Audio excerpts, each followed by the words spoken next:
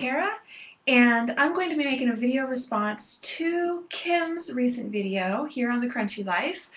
And it's on her Time magazine video, but she talked mainly about extended breastfeeding, and I'm going to address that. I really needed to address that.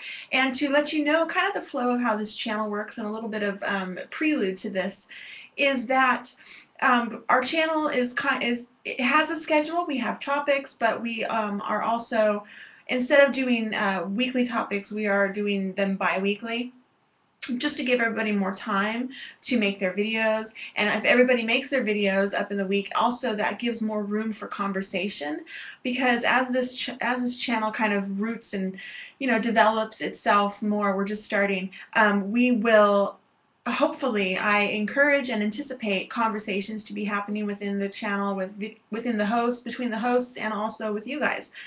Video responses, all of that. I encourage all of that. So what I'm doing is, in the midst of our topic week, I'm going to respond to Kim's last week's topics. I just have to. I have to. I felt the need, and yeah. So let's see where to start.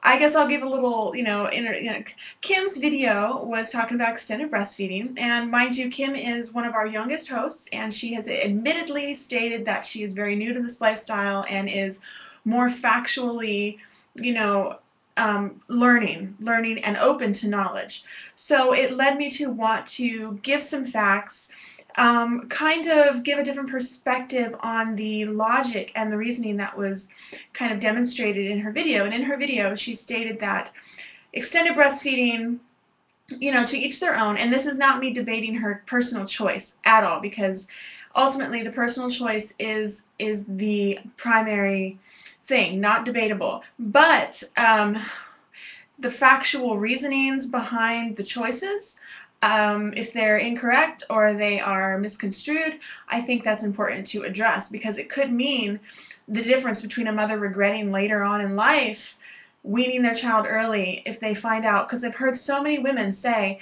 oh, if I'd only known what I know now, when I wouldn't have weaned my child so early. If I had only known, I didn't know, blah, blah, blah. So I'm a very strong breastfeeding advocate, and I'm an extended breastfeeding advocate, and my necklace keeps falling. I hate that. But I'm a very extended breastfeeding advocate, because I think the longer the better, and if I can encourage or inform, then great. So Kim's video was kind of talking about how she is just not sure on her opinion about it, but she is taking her stance from nature. And from nature, when is the appropriate time to wean a child? Should you let them go till 3, 4, 5?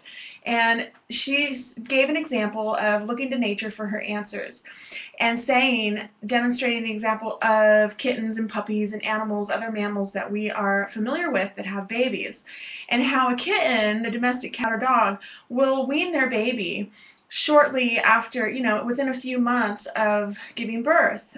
They'll wean them. They'll naturally, so there must be a time when it's appropriate for mother to be like, that's enough.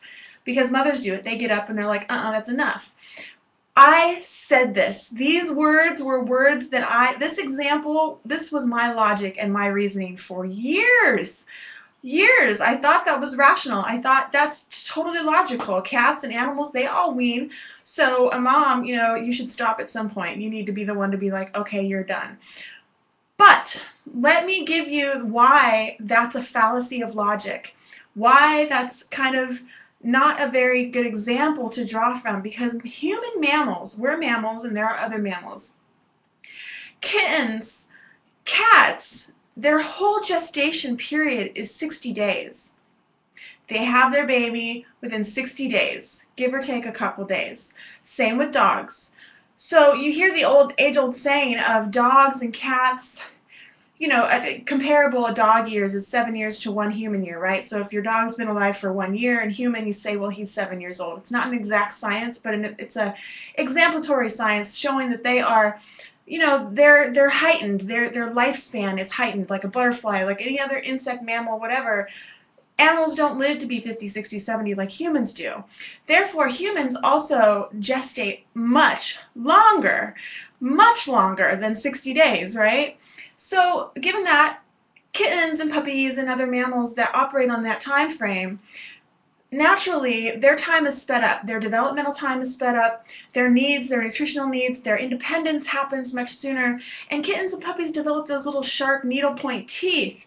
And they start biting mama. That's why also she lets go. Because every mammal, every nursing mammal, humans and animals alike, when they, at a certain given point in time, everyone has a natural weaning process. And that process is when you start to lose the ability to suckle. This happens to every mammal in different ways. Humans, at the ages between 4, 5, 6, and 7, or a little on, just give or take, everybody's different, but at some point every human being loses the ability to suckle because there's a unique, distinctive way that the tongue wraps around the nipple and they nurse and they suckle. And after a while, when you become older, especially when you start eating more solid foods and you become a more grown adolescent child, that stuff, that happens. Woo! I'm on like a teeter-totter balance with my computer. So it's kind of, it's so silly, and I laugh when people say, oh, what are you going to feed them into child? You're going to feed them when they're 16 and they're going to high school. It's not biologically possible because you lose the ability to nurse, to suckle, and same with kittens and puppies and other mammals. But the difference between them is that when they start to lose that ability to nurse and suckle, they start biting. So, and since they don't have reason and rationale like humans do, they don't communicate. Mama kitten doesn't go, no, no, no, don't bite, just make sure you suck. We do that as humans. So naturally the mom and the kitten and the animal and the other, they wean them, they get up, they leave, because the kittens start biting with their needlepoint teeth because they lose their ability to suckle. And this happens within a few months of them being born, all stating that it's not comparable. You can't compare kittens, dogs, puppies, rabbits, especially rabbits only stay pregnant for 30 days. They have their whole gestational period for 30 days and they nurse their babies for about 8 weeks. So, and then the babies are free to go on their own. Humans are different. Humans, we give birth to a premature baby. Even at full term, our babies are biologically premature because they do not come out of the womb ready to fend for themselves. That's the scientific, viewpoint of it. That's what they say. Most mammals, especially other mammals that birth their babies, just gestate their babies for a year, like cows gestate their babies for about 8 or 9 months. Horses gestate their babies for 11 months, 12 months maybe, a whole year. So they're more like humans, but the difference is in horses and any hoofed animal, except for sheep and lambs and stuff, they're like 5 months. The difference is with hoofed animals is they come out, and most mammals that are in the animal kingdom come out already able to walk. The moment they're born, horses and cows can pretty much stand up and start walking and then start hopping around within a few days, weeks. You know what I mean? Human babies come out and are completely premature. They're completely 100% dependent on their mother for the first year or more of their life for everything. They can't even hold their own head up. Babies don't even start to walk, human babies, until about anywhere from 6 to 12 months. My baby didn't start walking until she was 12 months old, 1 year. So that's the vast difference. Apes, so it's a fallacy of logic to compare the nursing relationship between other mammals who gestate for much less time because they are on a different time clock than we are. And other mammals that gestate for the same period of time, their young comes out of their womb already ready to pretty much fend for themselves if they were separated from mom. They already walk, they can already eat, you know what I mean? And horses and cows, they nurse their young for 2, 3, 4, 5 months.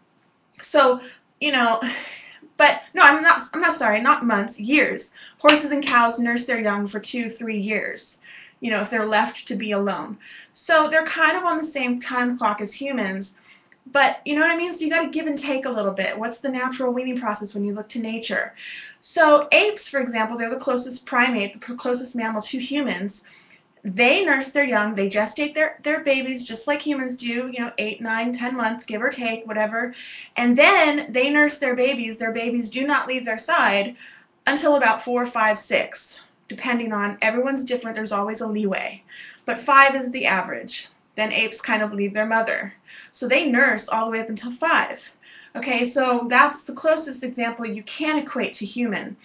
But the other ones you can't equate because it's nothing, you can't even, you know what I mean? You just can't. You can't compare humans to kittens. You just can't, the breastfeeding relationship. So I had the exact same attitude, but once I developed my nursing relationship with my daughter, and once I, got it established, which takes about, 2 months, 3 months to actually get it established and actually get a real relationship going, then I realized, and I started studying and reading and, all those comparisons, and now I'm more informed.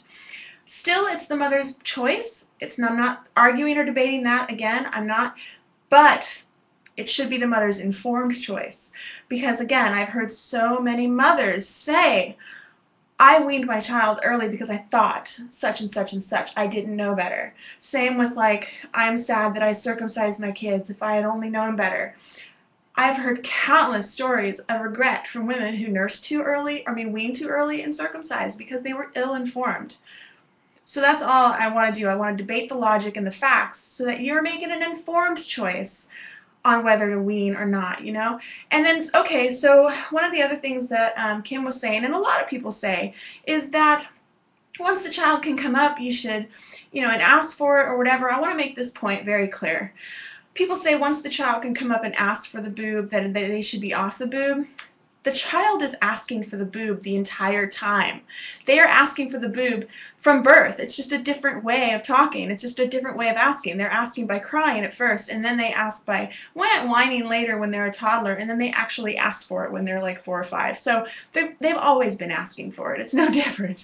So I want to quickly get to Kim's other point, which was I'll nurse, and if I'm going to nurse later, extend it a little bit, 2 or on to 2 or 3, she'll put it in a cup and pump and give her the immune benefits of that. Well, I want to say, yeah, you could do that, but there is many biological, biochemical, neurological information, much information that is shared and communicated between mother and baby when she nurses straight from the breast.